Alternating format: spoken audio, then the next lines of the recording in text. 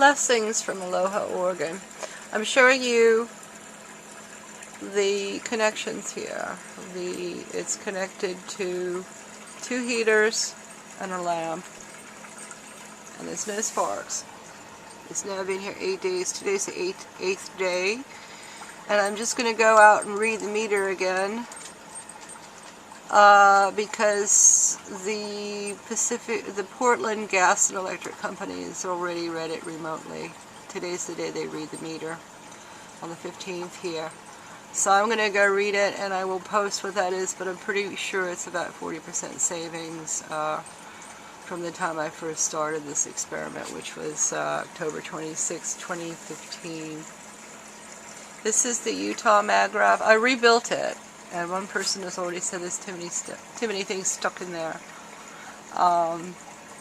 But it's not sparking anymore, and it was sparking, in my opinion, because I was continuing to stick metal things in there. She really didn't like that, Atav. Her name is Atav.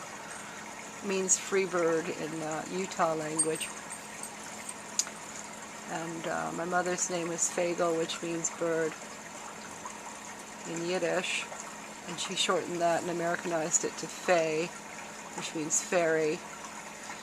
And it reminds one of angels and winged creatures, perhaps. This is Abby in Aloha, Oregon, if I didn't say that. I still have maybe too much stuff in here. Grounding cord, which also connects it to the 7-coil tall stacker here, which I use for prayer and for making gons. One of those 3 jars has got homemade copper oxide gons.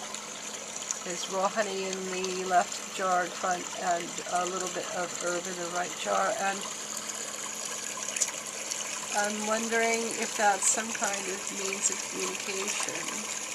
This voltmeter is plugged into the tall stacker, and that voltmeter is plugged into a short stacker with only 2 large coils behind there, but there's also a wand and a few crystals and 2 plasma batteries attached to that thing in the corner. That was the original, one of my original practice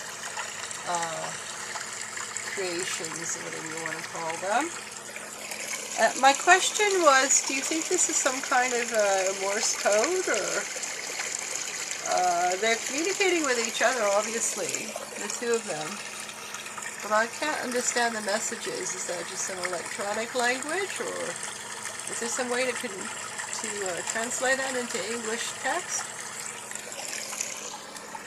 I want to show you that I haven't burned my house down and we're all safe and sound here. Don't send any social workers.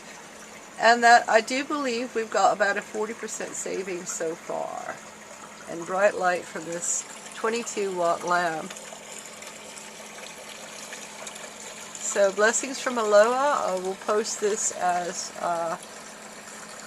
progress report, and I did go grocery shopping, and I spent a little more than last month, but it was $118 for March. I did not spend more than that in March, and I spent $179 yesterday, $178.91, which adds up to 26, God's number.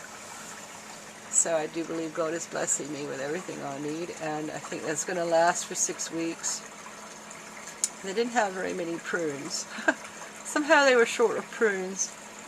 But they had a lot of other stuff. Fresh vegetables and Swiss cheese from Ireland they had. Which the dog and I shared. And it's all gone there. So I'm going to go check the electric meter, and then I will make a note and write that down and post this. I did find a couple of extra AA batteries, but the magrav seems to be sucking the energy out of all the batteries in the house, including lawnmower battery and car battery. I have to jump start the car every time I use it, and lawnmower will not, it stopped working altogether. I cannot recharge that lawnmower battery any longer. And so I bought myself a rotary mower, a manual one. Doesn't use the battery, I have to push it. And I assembled that, and I will mow the lawn, God willing, God is willing, later this week, when it stops raining here. Then when the grass dries, I promise to mow it. It will look like everybody else's. I can't mow it when it's wet. And the instructions do say that. Wait until it dries out. Okay, that is Atav Falco, my much appreciated and much loved magrav from Smithfield, Utah, which contains two kinds of gonzes. One that was supplied by the person who made it, who is Robert Stubblefield, and the other one that I supplied. And I have two jars in the kitchen, one with CH3 gonze, which is red, and the other one with big flakes of white CO2 gonze that has gold in it, and I will photograph those with the Nikon camera. That would be that thing over there that's also plugged into the magrav. And that has a battery in it that is rechargeable, and I've never had to replace it since I've had the camera, which is over a year. Oh, and by the way, I haven't put any petrol, that is fuel, gas, in my car, in my automobile, since, as far as I can tell, I think it's September 28th, 2015. I have no explanation for that. And there's still gas in there. It's not empty yet. And the, tank empty light has not come on yet. It's not come on since last September. Normally I drive around for a couple of months and then that empty tank light comes on, and when it stays on I go fill the tank with 11 gallons of unleaded gasoline, and I haven't had to do that since last September. I'm sure I'll have to put petrol in there next time I go out. I'm just telling you all that I have no explanation for that. There's two little coils in the car, one on the battery and one inside, connected to the cigarette lighter, and that's all. There's no magrav in the trunk yet. And there's no gonze in the tank yet, but I'm fixing to put some gold gonze in there. Gold CO2. Has a gold electrode in there. That's why I'm calling it gold CO2. But the actual, I'll show you later with the still camera. I'll take photos of that. So the next thing I'm going to go do before I post this, I'm shaking here a little bit, I don't know why. My old age. Okay, so I'm showing you this no sparks. I'm going to go outside and read my meter and sign off from Aloha, Oregon with very many blessings.